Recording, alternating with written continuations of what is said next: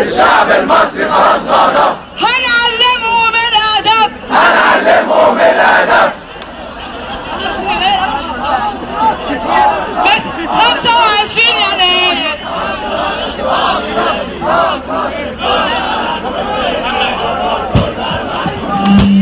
والوصف بتاعنا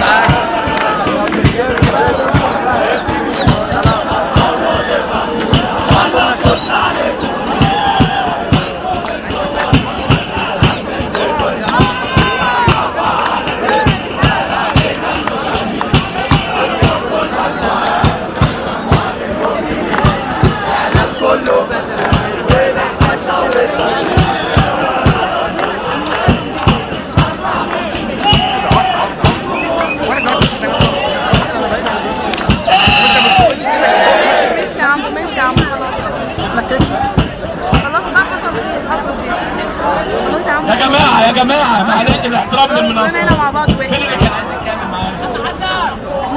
دلوقتي هنسمع